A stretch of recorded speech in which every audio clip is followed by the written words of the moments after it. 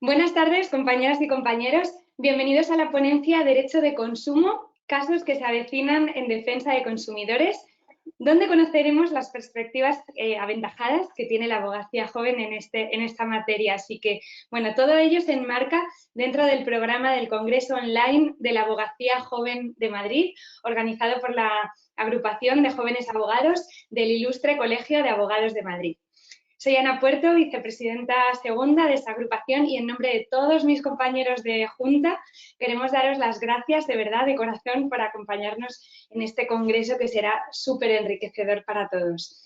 Quería recordaros que podéis enteraros de todas las actividades que hacemos en AJA Madrid, que son muchísimas y continuas, enviando un email a aja@icam.es, aja@icam.es, apunta bien, indicando si sois estudiantes o sois abogados, y en este último caso, abogados de dónde, ¿vale? De Madrid o de cualquier otro lugar. Y bueno, vamos a centrarnos en la ponencia de hoy.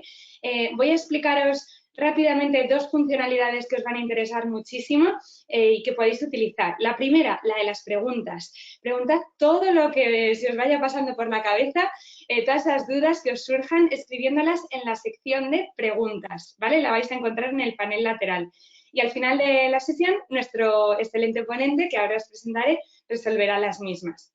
Por otro lado, también vais a encontrar recursos, todos los recursos que se van a utilizar en esta ponencia, en la sección de documentos. Ve buscándola para que la tengas a mano, documentos, y allí os podéis descargar un PDF que tiene toda la información de las entidades que nos apoyan.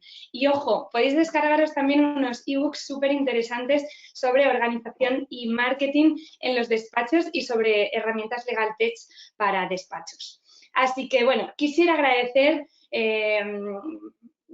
un gracias inmenso a todos nuestros colaboradores por su participación. Os voy a decir quiénes son quienes nos acompañan. Mutualidad de la Abogacía, que ahora os cuento un poquito más. También Nueva Mutua Sanitaria, Derecho Práctico, Banco Santander, Alier Abogados, UNIR, que es la Universidad en Internet, Jericó Muro y Asociados, e ISDE. Y bueno, pues hablando de Mutualidad de la Abogacía, que es uno de nuestros colaboradores, hoy nos acompaña, que le podéis ver aquí en pantalla, Andrés Pina, que es el responsable de la Fundación de la Mutualidad de la Abogacía. ¿Qué os iba a decir de esto? Que es muy importante, que es que esta semana ha lanzado la segunda edición del Lab Emprendimiento Jurídico y tiene una pinta tremenda. Así que, ¿nos puedes hablar, Andrés, un poco más de este proyecto? Sí, buenas tardes, Ana. Muchísimas gracias por invitarnos a participar en la ponencia de esta tarde. Espero que todos los asistentes disfruten muchísimo del congreso y sobre todo de los ponentes de primerísimo nivel que os acompañan. Por nuestra parte, queríamos acompañaros para contaros alguna novedad respecto a nuestro Lab Emprendimiento Jurídico que lanzamos ayer en su segunda edición y además con novedades. Es un programa que busca fomentar la cultura de innovación en el sector legal y sobre todo fomentar el desarrollo de competencias ligadas al emprendimiento. Hasta 100 emprendedores podrán beneficiarse de este programa a lo largo de este curso y bueno, pues todos los interesados no tienen más que acceder a la página web del Lab Emprendimiento Jurídico, que la vamos a compartir ahora mismo en el chat de la sesión y por supuesto estaremos encantados de resolver cualquier duda que tengáis al respecto. Pero bueno, si os quedáis con el ánimo y las ganas de emprender, desde luego este programa es el perfecto para todos y todas las que quieran emprender en el sector legal. Y poco más, Ana, yo creo que ya es momento de dejaros con el ponente de esta tarde, que creo que es un ponente excepcional. Así que muchísimas gracias de nuevo y que disfrutéis de la sesión. Gracias, Andrés. Pues, como bien decías, tenemos ponentes de primerísimo nivel y hoy nos acompaña Eugenio Ribón, que seguramente ya le conozcáis muchos de vosotros porque es abogado, diputado del ICAM y, atención, muy importante, precisamente por la ponencia que tenemos hoy, es presidente de la Asociación Española de Derecho de Consumo. Así que nos va a hablar sobre casos que se avecinan en defensa de los consumidores y sus perspectivas aventajadas para la abogacía joven. Así que, Eugenio, el escenario es todo tuyo.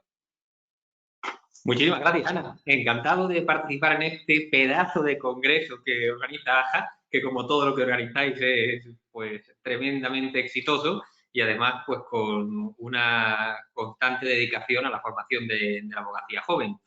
Vamos a hablar de consumo. Vamos a empezar con un vídeo para situarnos. Vamos a ver de dónde parte esto de la protección de los consumidores. Dentro vídeo.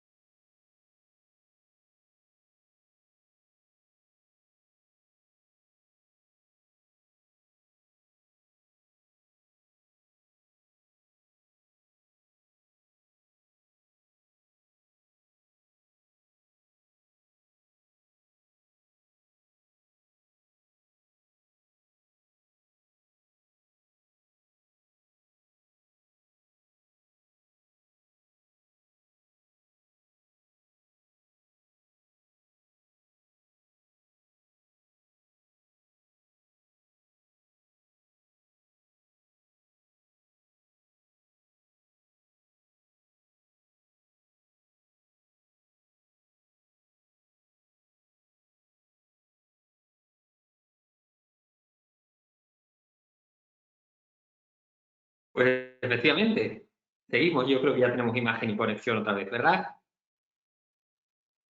Estamos situados. Sí, sí, correcto. Vamos. Bueno, pues habéis visto, 15 de marzo, Día del Consumidor. 10 de marzo, hoy estamos celebrando este congreso, es decir, estamos a apenas 5 días de la conmemoración del Día Mundial de los Derechos del Consumidor.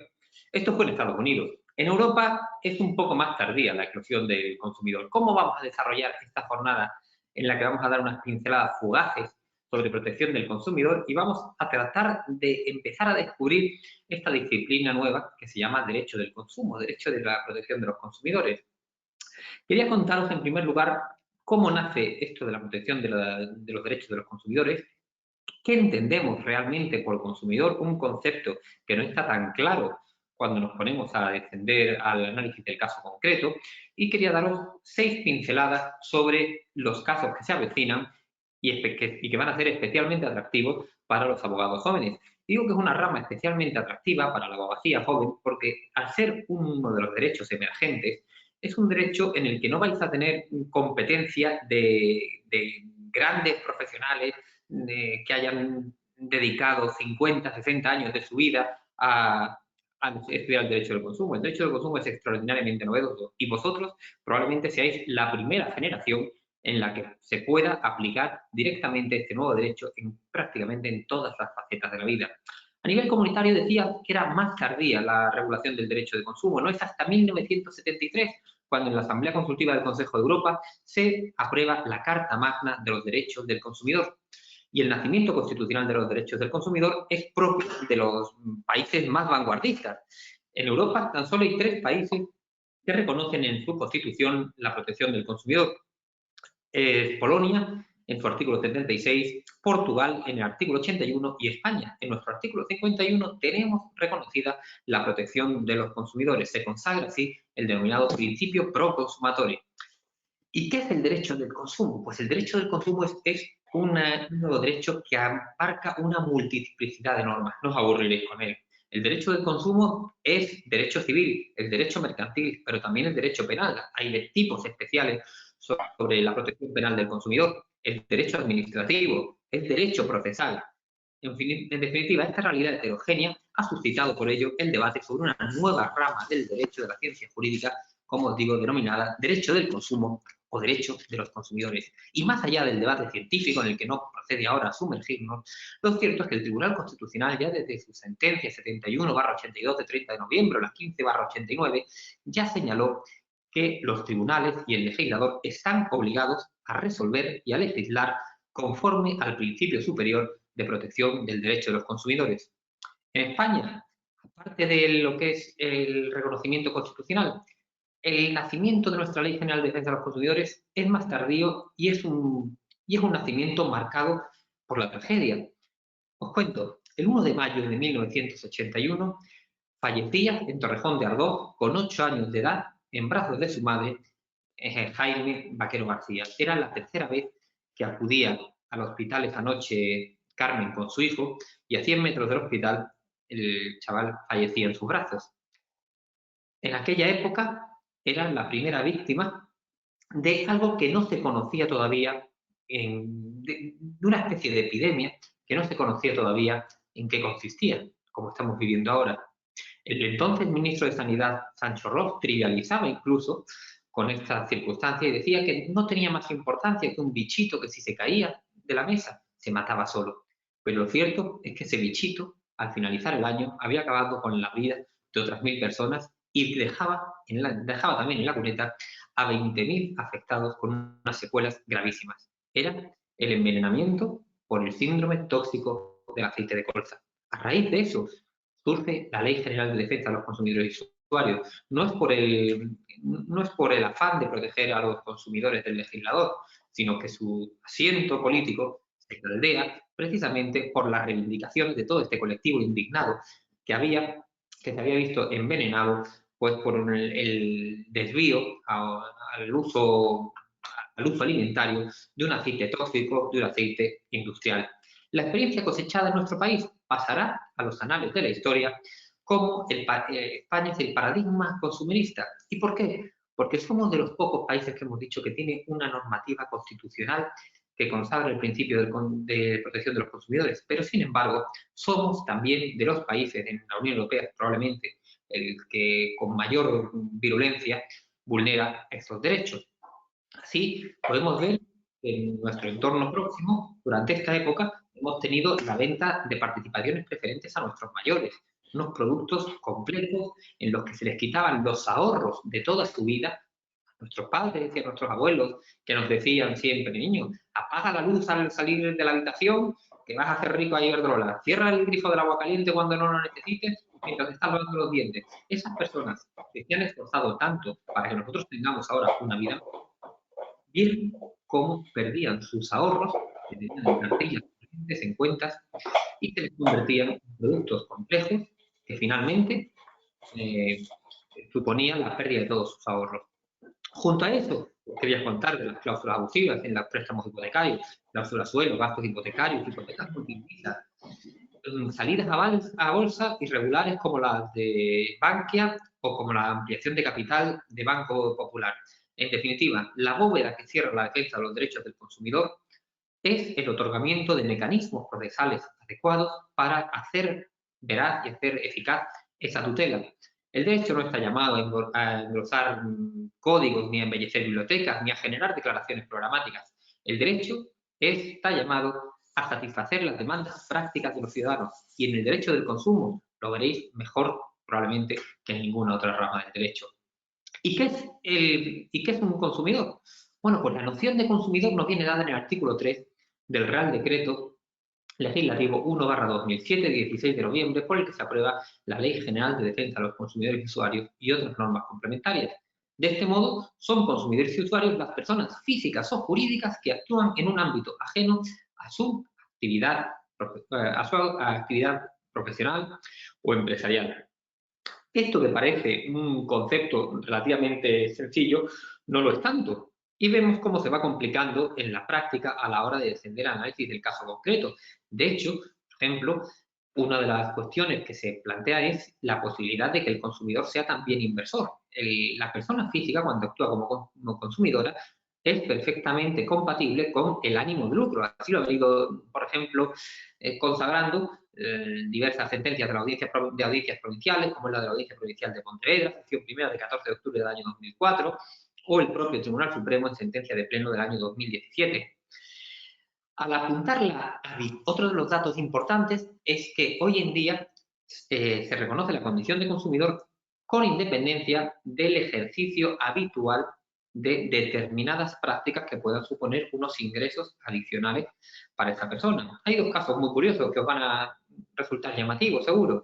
El primero es el analizado por la sentencia del TJUE de 3 de octubre del año 2019. En este caso se planteaba una cuestión prejudicial por un tribunal checo y era una estudiante, una joven checa, una joven abogada, que a tiempo parcial había suscrito un contrato para operar en el mercado internacional de divisas, Forex, y reclamaba una indemnización de $9.000 americanos porque la empresa con la que había contratado este sistema de intercambio de divisas había retrasado su orden de venta 16 segundos. 16 segundos, $9.000. Nuestra estudiante aventajada, joven también, reclamó a la empresa y la empresa lo primero que dijo es, reclamó invocando la normativa de consumo y la empresa aducía, no puede considerarse consumidora a una persona que se dedica al intercambio de divisas con cierta habitualidad. Y el TJUE contestó, el contrato que ha realizado con ustedes es un contrato como consumidor final. Y la empresa respondía, sí, es un contrato como consumidor final, pero tiene una especial cualificación. El TJUE resolvió, si el contrato es como consumidor final, tiene la protección del derecho del consumo. Y así se la otorgó. Y ahora más recientemente, el 10 de diciembre del año 2020, prácticamente antes de ayer, también resulta otro caso interesante de otros dos jóvenes, en este caso eslovenos, que se apuntan a una empresa de juegos online. A través de la empresa de juegos online comienzan a jugar al póker. Son dos cracks estos muchachos. La empresa radicada en Malta. Y a las pocas semanas comienzan a desplumar a la empresa estos dos expertos jugadores de póker y se vuelve a revertir el litigio. La empresa dice que no se les puede considerar consumidores en esta relación, que son unos jugadores súper técnicos y especializados. Y el TJUE viene a responder nuevamente que si la empresa estaba ofreciendo sus servicios como consumidores, se les otorga la protección de consumidor y se resolverá el litigio en Eslovenia y no en Malta como pretendía la empresa contratante. Bueno, pues y esto nos lleva a otro punto, y es el de la cualificación, en definitiva. Así, nuestro artículo 3, cuando hemos señalado la normativa que protege a los consumidores, no distingue entre consumidores más listos, menos listos, más avanzados, menos avanzados. Consumidores somos todos, como decía el presidente Kennedy. Y además, en el texto refundido a la Ley de Consumidor y Usuario, el artículo 10, también establece el carácter irrenunciable de estos derechos. Y esto nos lleva a los casos de los abogados. Bueno, pues el caso del abogado es el examinado por la sentencia del Volksbank de 3 de septiembre del año 2015. Abogado que contrata un préstamo y encuentra en este préstamo cláusulas abusivas. El préstamo lo contrata para la adquisición de su hogar.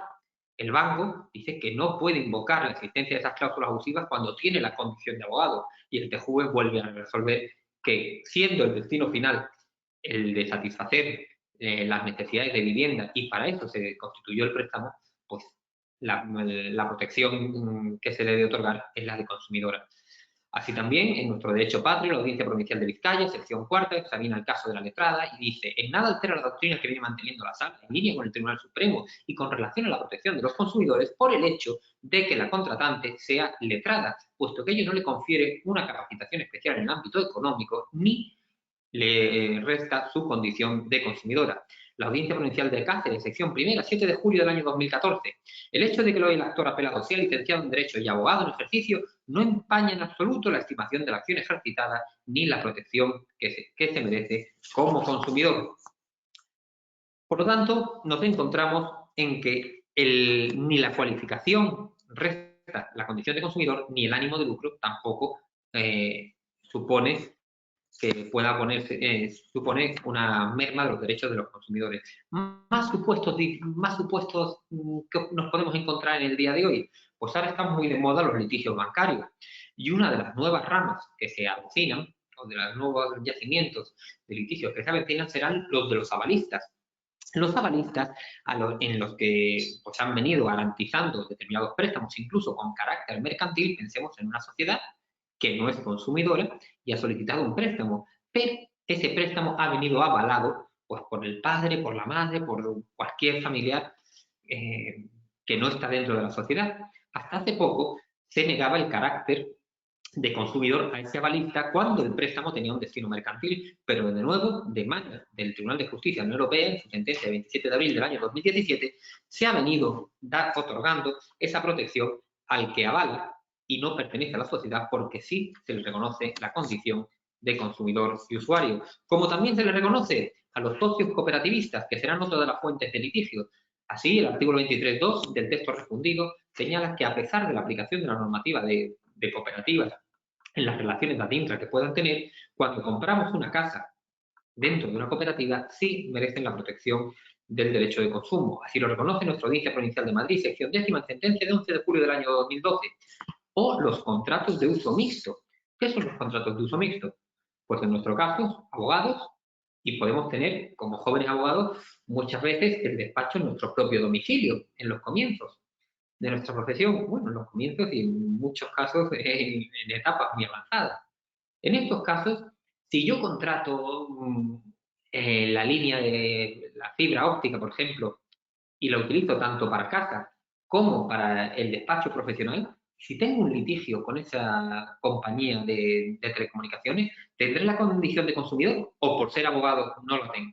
Bueno, pues lo que nos viene a decir el Tribunal de Justicia de la Unión Europea es que habrá que estar al carácter prevalente del el uso que se le esté dando a ese equipo. En este caso, la sentencia de 20 de enero del año 2005 reconocía la condición de consumidor y trasladando este ejemplo a nuestro caso concreto que estamos hablando, pues pensemos que si vivimos en una casa de 80 metros y dedicamos pues 16 metros o 14 metros al despacho profesional y los otros 60 metros a nuestra vivienda, eso significará que el uso prevalente que le estamos dando es el uso privado y por lo tanto podremos invocar también, en caso de conflicto, la normativa de consumo para que nos proteja con mayor fuerza.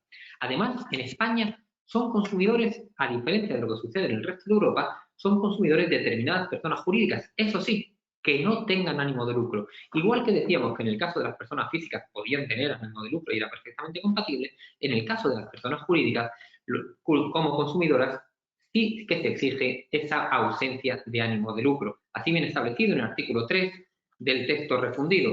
Y ejemplo de ello, pues podemos tener desde el caso de resuelto, me acuerdo, cuando llevamos el caso de Cruz Roja Española contra Telefónica en unos laudos arbitrales de la Junta Arbitral de Irún, y efectivamente se le reconoció la condición de consumidor, o sindicato, la Audiencia Provincial de Teruel, sección primera, sentencia 31 de octubre del año 2002, recientemente en Cuenca, el juzgado de primera instancia número 1, en sentencia 2 de mayo de 2019, reconoce también la condición de consumidor a una cofradía de la Semana Santa de Cuenca que había solicitado un préstamo hipotecario para la restauración de determinadas imágenes o de material de la cofradía, o la Audiencia Provincial de Burgos a un centro policlínico también sin ánimo de lucro.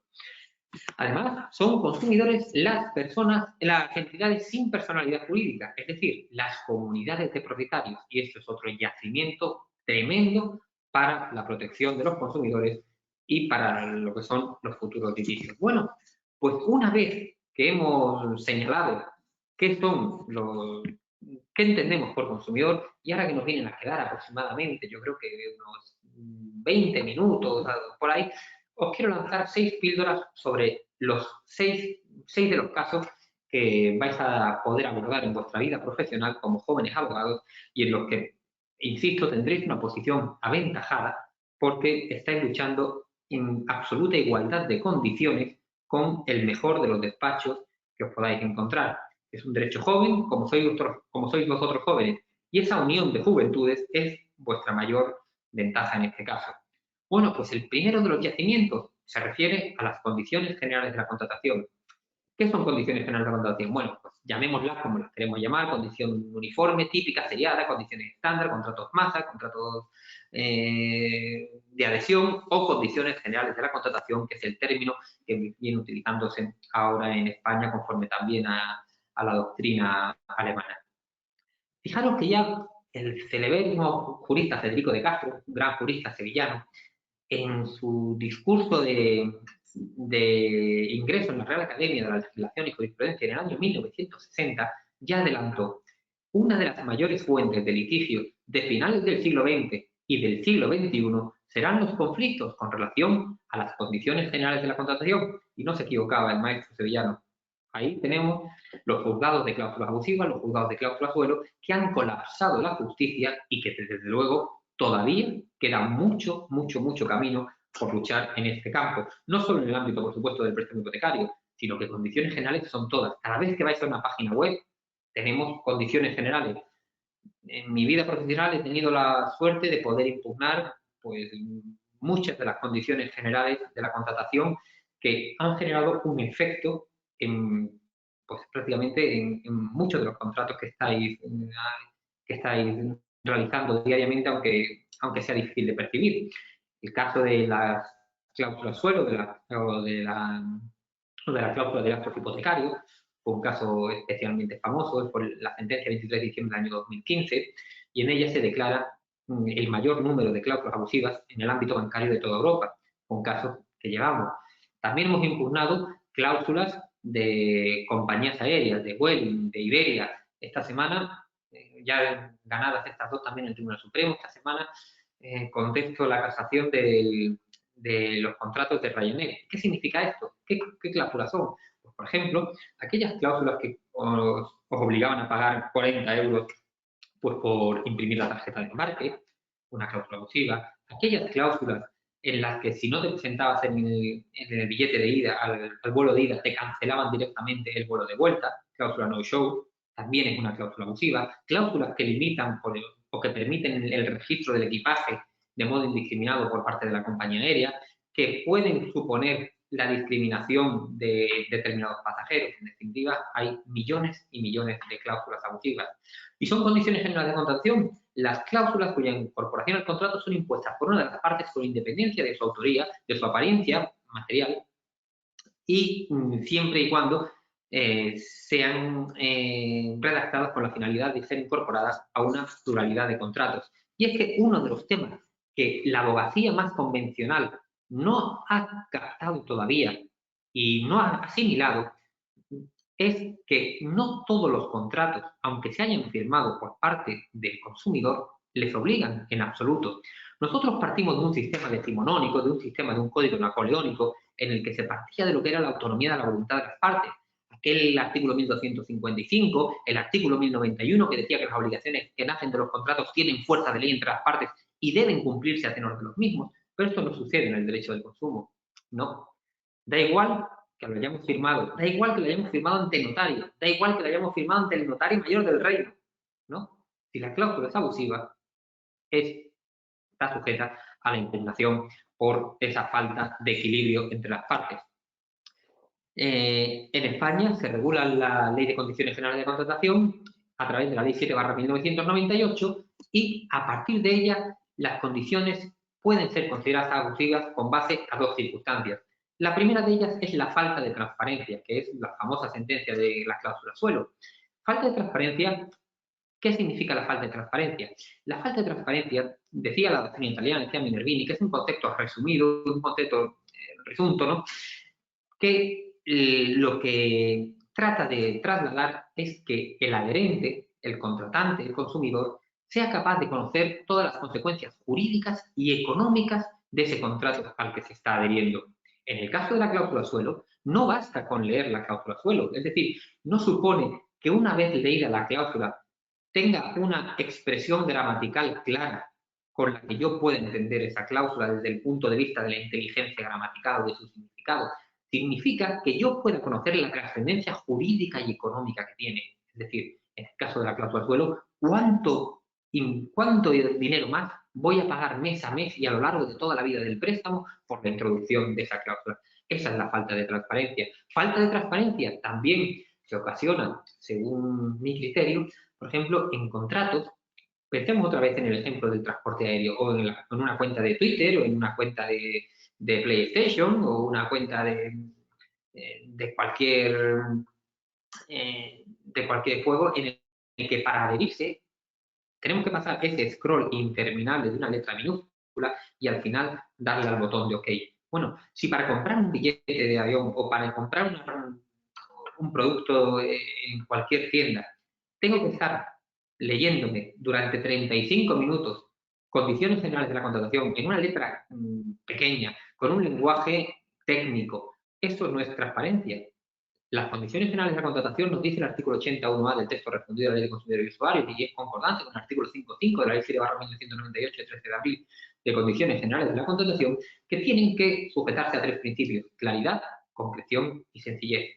Y el segundo de los puntos por los que atacaremos también las condiciones generales es en los casos en los que haya falta de equilibrio, es decir, un perjuicio para el consumidor y el beneficio para el predisponente. Y en caso de duda sobre la interpretación de una cláusula, pues en caso de duda se aplicará siempre lo que se conoce como el principio contraproferente o contraespeculatorio, es decir, siempre la interpretación favorable al consumidor. Bueno, esta es una de las materias que traerán cola a lo largo de toda vuestra vida profesional. Os sorprenderíais los contratos cómo están llenos de cláusulas abusivas. Os voy a decir también algo curioso. Una de las primeras acciones sobre cláusulas abusivas que llevamos en España, también tuve la oportunidad de llevarla y fue contra Costa Cruceros. Pues ya sabéis, una empresa importante de navegación, de cruceros. Era el momento del hundimiento de un barco que se llamó Costa Concordia y que fue un hundimiento pues muy, muy dramático en ese momento. A la hora de reclamar, las víctimas, lo primero que se encontraban es un contrato pues, en el que renunciaban prácticamente a todo. Y antes de emprender la reclamación por lo que eran los daños materiales y los daños físicos, las lesiones, impugné el contrato en sí. El contrato tenía 12 cláusulas. De las 12 cláusulas, 10 fueron declaradas abusivas. No es tan sencillo hacer un contrato con 12 cláusulas y meter 10 cláusulas abusivas. Pues esta es la realidad de nuestros contratos. ¿Qué otro nicho o qué otra línea de trabajo podéis abordar en el futuro dentro del derecho del consumo? Pues nos encontramos en la era de la seducción, en la era de la publicidad. Todo es publicidad, todo es seducción. Lo que no se publicita no se vende. Y dentro de la publicidad, esto se engloba en lo que conocemos como prácticas comerciales desleales, lo que antes se llamaba publicidad engañosa. Ahora está recogido así. 2 ejemplos que os voy a traer también. El primero, notificado hace unos días, es el caso del Dieselgate. El Dieselgate, voy a cerrar una pantallita que se me ha abierto ahí. El Dieselgate, sabéis que era la campaña que desarrolló Volkswagen para instalar un programa informático, un software, que ofrecía una imagen inveraz de las emisiones de gases contaminantes en sus motores, camuflando las verdaderas condiciones. Este programa simulaba el mantenimiento de unos niveles de elevada potencia y consumo reducido sin revelar que excedía de los límites de las emisiones contaminantes que publicitaba. Bueno, pues estaba, en definitiva, desarrollando una publicidad inveraz. A través de esto lanzamos una acción completa a través del juzgado mercantil de cesación frente a prácticas comerciales desleales y unimos la acción de cesación, es decir, una acción en la que se prohíbe, primero la acción declarativa, es decir, declare usted que esta práctica es una práctica desleal con los consumidores. Después de declararla, prohíba usted su reiteración en el futuro y ordene el cese. En tercer lugar, acumulamos una acción de daños por el impacto generado a los consumidores. Y cada consumidor que adquirió un vehículo de estas categorías pues con este software y que se unió a la demanda, ha recibido por el engaño la suma de 3.000 euros en concepto de indemnización. Además, se obliga a Volkswagen a reparar todos los vehículos afectados por la instalación del software y finalmente se le obliga a publicar la sentencia en los 2 periódicos de mayor difusión nacional. Son acciones en defensa de los consumidores ligadas a prácticas comerciales desleales. Y en bajito os cuento, ya hemos presentado también una primera conciliación contra TikTok, también por prácticas comerciales desleales. Esto lo comentaremos en otro momento, que seguro que os apetece también saberlo. Pero seguimos avanzando, porque hay más campos en los que trataréis de la defensa del derecho del consumidor en este siglo XXI que os toca vivir. Y el siguiente de los campos es también ligado en cierta manera a lo que es el ámbito del consumo y la competencia, es luchar por un mercado justo y en competencia. Es el futuro de las prácticas colusorias. Probablemente esta sea, dentro del ámbito del derecho del consumo y de la competencia, otra de las ramas que más economía van a generar para el futuro de los despachos. Es un tema muy sencillo de ver y muy atractivo. Además, siempre vais a tener un constante filón. ¿Qué son las prácticas colusorias? Bueno, pues las prácticas colusorias son los acuerdos que adoptan de modo continuado pues, determinadas empresas para limitar la competencia y limitar el acceso al mercado a nuevas empresas que ofrezcan estos servicios. Y aquí desarrollamos también un caso bonito que fue, bueno, esto se dio en su momento con el cártel del azúcar, el cártel del papel, el cártel de los camiones y también se dio en el ámbito del consumo con el cártel de los concesionarios. La CNMC, la Comisión Nacional del Mercado y la Competencia, el 23 de julio del año 2015 sancionaba a los fabricantes de vehículos y distribuidores Audi, BMW, Chevrolet, Citroën, Fiat, Lancia, Alfa Romeo, Ford, Honda, Hyundai, Kia, Mazda, Nissan, Opel, Peugeot, Renault, Chrysler, Jeep, Saab, Seat, Skoda, Toyota, Volkswagen, Lexus, Volvo, Saab. En definitiva, prácticamente todos se habían puesto de acuerdo para establecer unos límites en los descuentos y en los servicios por venta. Y esto se trasladaba al consumidor a modo de un sobreprecio. Bueno, pues es algo tan sencillo como seguir las resoluciones que va publicando la Comisión Nacional de la Competencia, que una vez serán por estos vehículos, en otras ocasiones van a ser de productores, ¿qué quiero decir yo? De gasolina, distribuidores de gasolina, en otras ocasiones será el mercado eléctrico, en otras ocasiones será en el mercado de las funerarias, en otras ocasiones será el mercado de telefonía móvil, lo que sea. Siempre tienden a generar acuerdos de precios para limitar esta entrada. Bueno, pues aquí, siguiendo las resoluciones de la CNMC, también se pueden reclamar estos daños y además con la particularidad de que, tal y como establece tras la aprobación de la Ley 15/2007 de 3 de julio de defensa de la competencia, se produce un auténtico cambio de paradigma, y a partir de entonces, siempre que la Comisión Nacional de la Competencia haya sancionado en firme a una de estas empresas, esto va a ser irrefutable en el ámbito de los tribunales. Por lo tanto, ya tenéis probado el caso, que es prácticamente lo más difícil. Siguiente línea que vais a trabajar en estos años, pues del nacimiento de la crisis vendrá el crédito vinculado, crecerán las operaciones de formalizaciones de crédito, de concesiones de crédito, seguirá creciendo el crédito revolving y ante los impagos nos encontraremos en un escenario de la inclusión de miles de ciudadanos en los denominados ficheros de morosos o ficheros de solvencia patrimonial. Aquí tenemos varias líneas de trabajo. En primer lugar, esos contratos de tarjetas revolving o esos contratos de crédito vinculado con frecuencia tienen cláusulas abusivas, que lo hemos tratado antes como uno de los posibles escenarios de trabajo. En segundo lugar, una vez que se produce la falta de cumplimiento por parte del prestador de servicio, el crédito vinculado decae. ¿Qué quiere decir esto? Pues vamos a verlo con otros dos ejemplos tremendamente actuales que con el que podéis trabajar en vuestro entorno. Estamos hablando del caso Dentix y el caso Idental. Quiebran las clínicas dentales. Las grandes clínicas low cost, las cadenas de clínicas low cost, quiebran. Y dejan en la cuneta, dejan tirados a miles y miles de pacientes con un tratamiento dental pendiente de desarrollar, y además muchos de ellos en una situación especialmente vulnerable, y por dos circunstancias.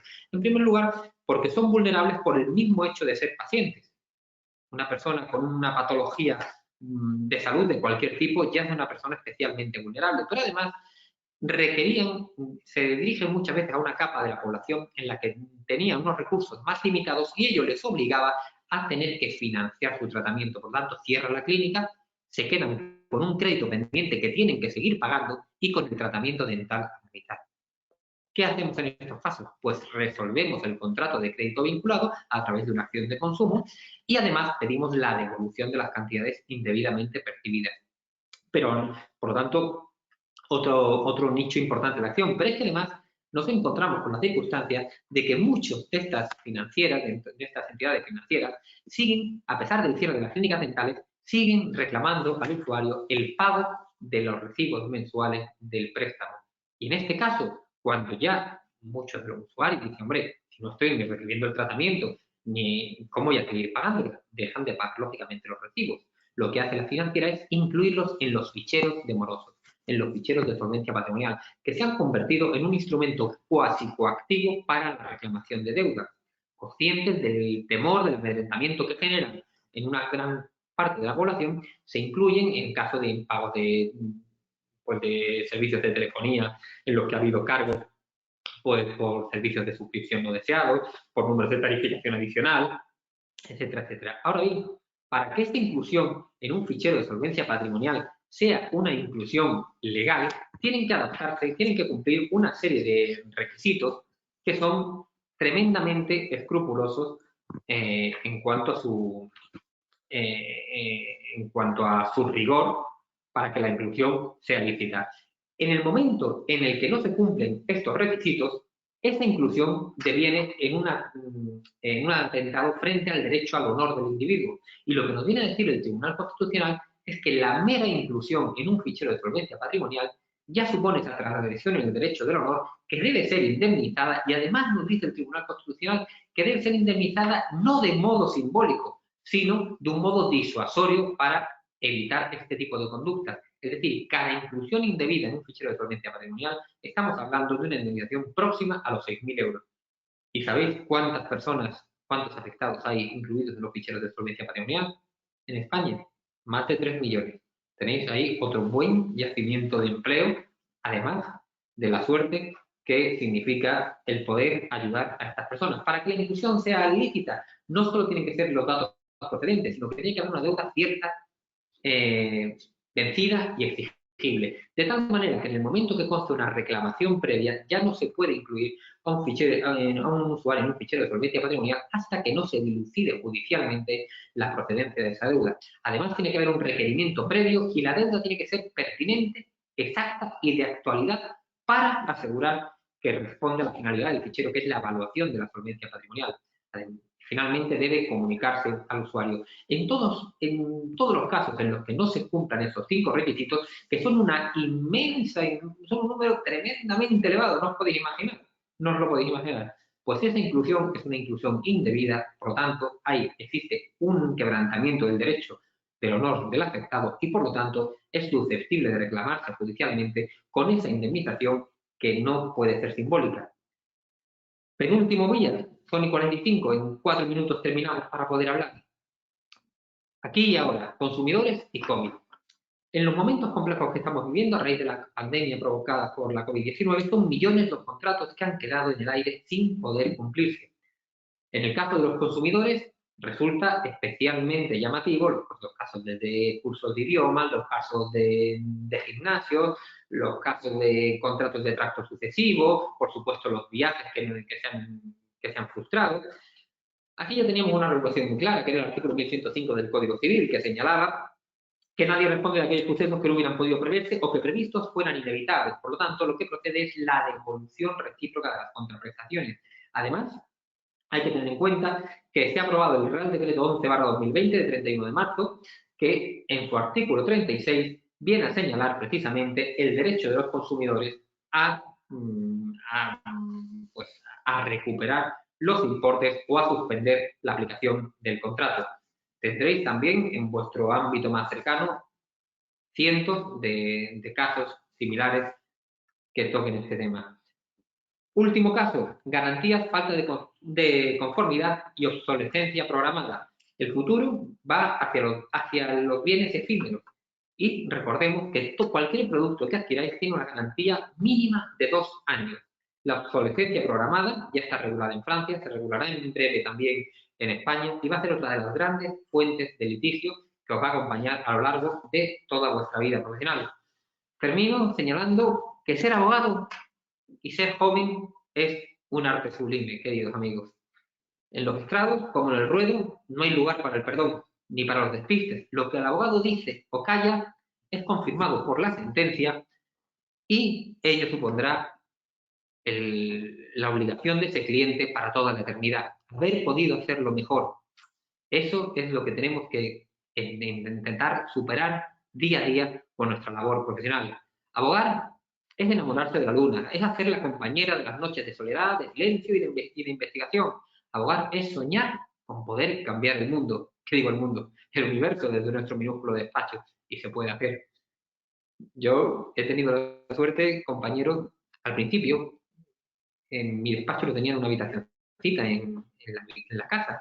Recuerdo que cuando venía algún cliente, pues tenía que cerrar poco más o menos la cocina, hacerle pasar, intentar poner 2 avanzadis en el pasillo para que pareciera un despacho. Y desde esos despachos minúsculos, de esos despachos de 12 metros que daba a un patio interior, empezamos a ganar los primeros pleitos contra la banca. Tuvieron un impacto de 12.000 millones de euros. Después, frente a compañías aéreas, con un impacto de 6.000 millones de euros. Y así, desde cualquier mundo, desde cualquier pequeño despacho, se cambia el mundo.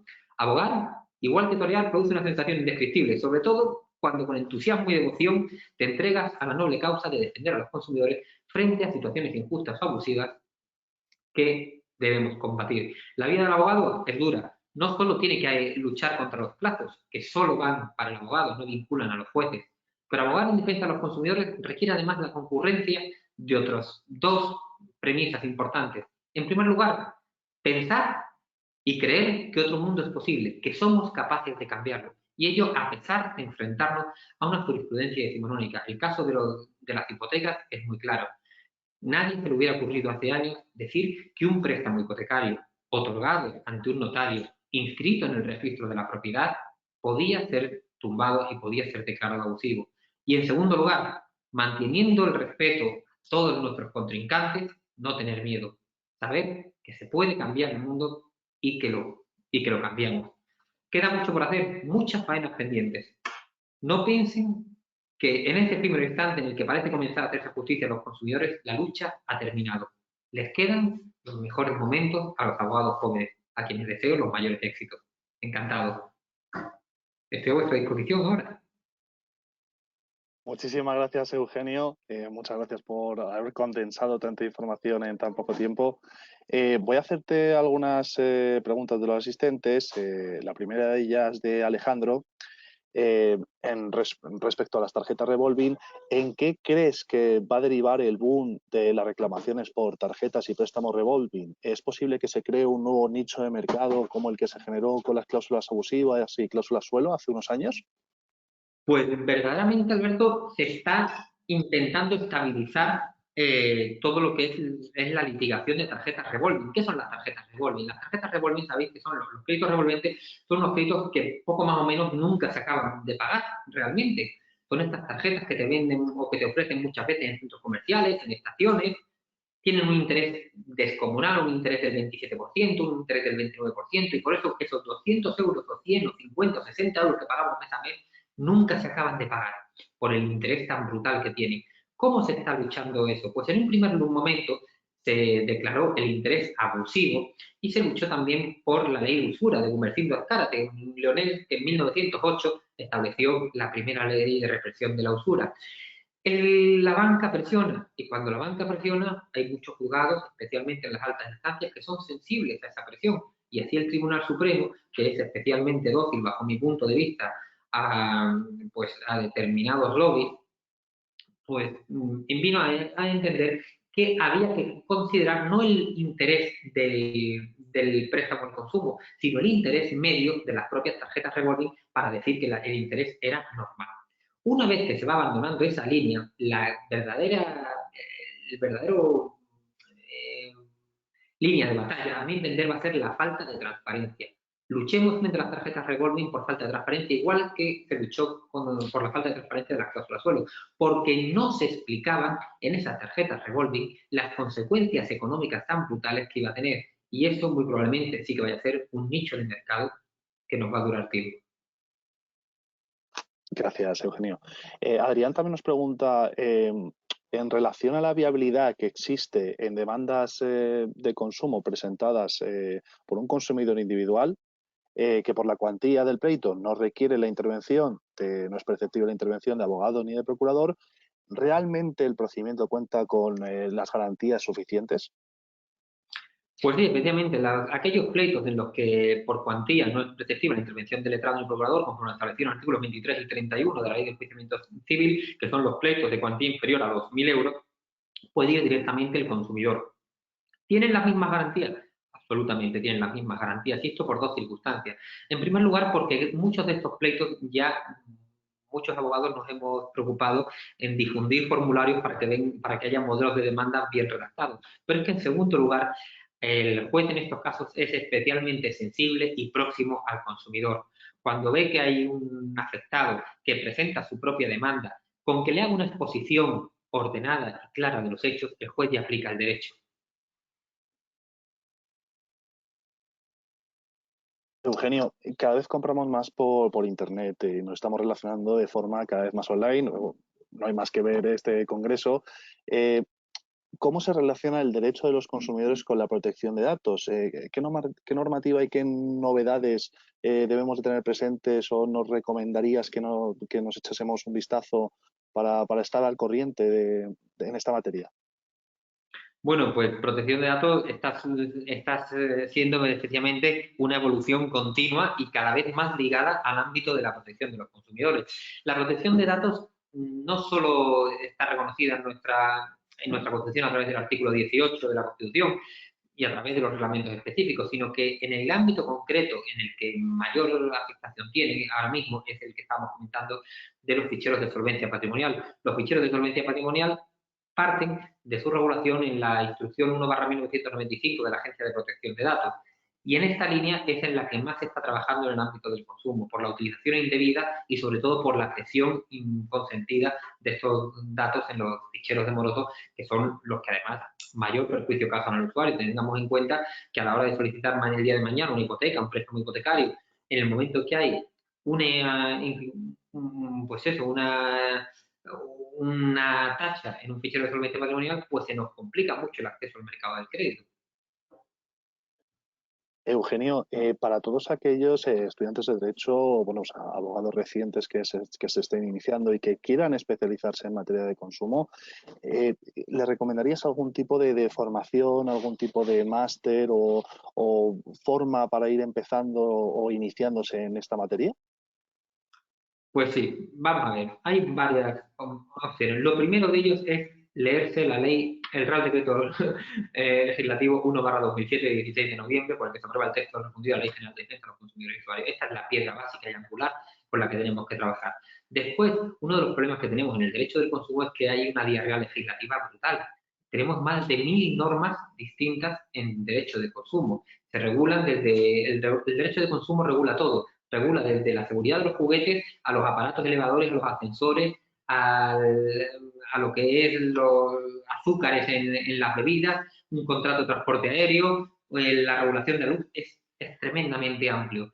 El Colegio de Abogados de Barcelona ha hecho un primer curso especializado en Derecho de Consumo y en el propio centro de estudios del Colegio de Abogados de Madrid también se desarrollan muy buenos cursos en materia de protección de los consumidores. Y, por supuesto, lo que animo a todos los jóvenes es que se apunten a la sección de Derecho del Consumo del Colegio de Abogados de Madrid, que es una sección fantástica, pues cuenta con los mejores profesionales. Sabéis que la inscripción en las secciones, en esta y en cualquiera de las otras 44, es totalmente gratuita para todos los compañeros inscritos, y ahí tenéis también un canal gratuito y extraordinario de formación. Aprovechando que acabas de mencionar las secciones, recordaros a todos los asistentes que Eugenio Ribón, aparte de ser diputado de la Junta de Gobierno y bueno, un excelente abogado especializado en materia de consumo, es también el diputado responsable del equipo de secciones del ICAM, del Colegio de Abogados. Las secciones del ICAM son una serie de jornadas, un equipo que se dedica a realizar e impartir jornadas sobre determinadas materias del derecho. De hecho, de casi todas las ramas del derecho, porque el derecho es algo que evoluciona, que va cambiando y que requiere un estudio continuo, no muchísimo más allá de cuando terminamos la carrera. Así Hay que secciones de todo tipo y chulísimas. Hay secciones de derecho aeronáutico, hay secciones de derecho farmacéutico, secciones de eSports, secciones de familia, de todo. hay de todo y además os hemos facilitado en el chat el correo electrónico a través del cual lo podéis informar, que es secciones@icam.madrid, repito, secciones@icam.madrid. Que bueno, que estarán encantados de atenderos y que la verdad que son charlas totalmente gratuitas y a las que también los estudiantes pueden asistir, no hace falta estar colegiado y la verdad que funcionan estupendamente. Eugenio, para continuar con algunas preguntas, mira, Guillermo nos pregunta, la ley de consumidores y usuarios representa la forma para poder defender a los consumidores. Sin embargo, con la aparición con el impacto de las grandes tecnológicas como Amazon, ¿hasta qué punto se está avanzando? No solo ya para defender a los consumidores por un lado, sino también para garantizar la igualdad de competencia en el mercado de proveedores que no son tan grandes, digámoslo así. Pues tiene toda la razón, nos hace una reflexión de lo más acertada. Consumo y competencia van muy unidos de la mano. Lo que nos parece hoy un gran avance, si el día de mañana se van quitando competidores y van quedando todo en un oligopolio y después en un monopolio, finalmente es un retroceso para la defensa de los derechos del consumidor. Por eso es importantísima la labor que también realiza la Comisión Nacional del Mercado y de la Competencia. El tutelar un mercado sano y un mercado en competencia es asegurar los derechos de los consumidores. Nosotros normalmente trabajamos con 2 o 3 normas básicas, aparte del millar ese que hemos dicho que existen, pero siempre tenemos que tener en cuenta, uno, la ley de defensa de los consumidores, dos, la ley de competencia desleal, que es otra ley básica, la ley de prácticas comerciales desleales, y con ese abanico vamos jugando para que haya un mercado en la medida posible lo más equilibrado. Eugenio, has comentado antes un caso que comentaba sobre TikTok. Los que lleváis estos asuntos en materia de consumo, ¿son asuntos particulares? ¿Son los clientes son asociaciones de consumidores unificadas, como la OCU? ¿Cómo se está organizando todo esto cuando hay, por ejemplo, una especie de macrocausa en materia de consumo? ¿Y qué opinión te merece la Organización de Consumidores y Usuarios? Pues hay de todo, vamos a ver. Por una parte están los casos que efectivamente son los llamados casos de interés, defensa de intereses generales o colectivos, que son llevados a cabo o por el Ministerio Fiscal o por los organismos públicos de defensa de los consumidores y usuarios o por las asociaciones de consumidores y usuarios de carácter privado como es la OCU. Pues gracias a estas asociaciones, y en el caso que nos comentas de la OCU, pues verdaderamente se han logrado los mayores avances en España. Hay que tener en cuenta que de todas las acciones de cesación que se han desarrollado en España, solo han desarrollado acciones en defensa de intereses generales en 2 ocasiones, en 3 ocasiones, una el Ministerio Fiscal, 2 el Ministerio Fiscal, perdón, y una el Instituto Nacional de Consumo. El resto de las decenas o centenares de acciones colectivas han sido acciones desarrolladas por asociaciones de consumidores y usuarios. Y en los despachos, ¿qué casos nos llegan? Bueno, pues en el caso particular de mi despacho, yo llevo casos tanto de asociaciones de consumidores y usuarios en defensa de intereses generales, como son estos grandes casos que estamos comentando, Dieselgate, banca, contra grandes compañías aéreas, TikTok y demás, y también muchos casos de clientes particulares. Hoy ya no, el caso de consumo se ha generalizado. De hecho, una de la asociación que yo presido, que es la Asociación Española de Derecho del Consumo, pues estamos integrados cerca de 500 abogados en toda España y cada uno, el de Orense, el de Lugo o el de Canarias, va recibiendo su día a día el cliente de su préstamo hipotecario, el que le han vendido un coche que no funciona adecuadamente, el que ha entregado unas cantidades a cuenta para la compra de una vivienda y esa cooperativa ha quebrado, ya forma parte de la realidad de los despachos. Eugenio, no nos queda tiempo. Bueno, nos gustaría estar contigo mucho más tiempo. Esto además daría para varias horas. Pero bueno, yo nuevamente darte las gracias por estar hoy con nosotros en el Congreso de la Abogacía Joven de Madrid. Este congreso continúa y nada, os animamos a todos a seguirnos, a compartir por redes sociales. Y nada, nuevamente, Eugenio, muchísimas gracias por todo.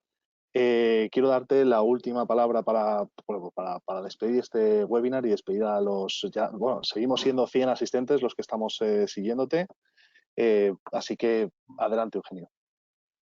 Pues nada, mi agradecimiento, Aja, y mis felicidades por la organización de este congreso. Cada vez que organizáis algo, pues lo guardáis. No se puede. La verdad es que nos dejáis al resto un poco en evidencia, pues por cada detalle con el que ponéis todos los aspectos del Congreso, todos los aspectos que en la relación de AJA, y felicitaros a los jóvenes. Tenéis una carrera por delante hermosísima y además la oportunidad en el ámbito del derecho del consumo de llevaros grandísimas satisfacciones personales. Cuando veáis que vuestro pequeño trabajo en ese despacho que dijimos casi minúsculo, pues ha conseguido tumbar a grandísimas compañías. ¡Ánimo! Muchísimas gracias, Eugenio. Muy buenas tardes a todos. Buenas.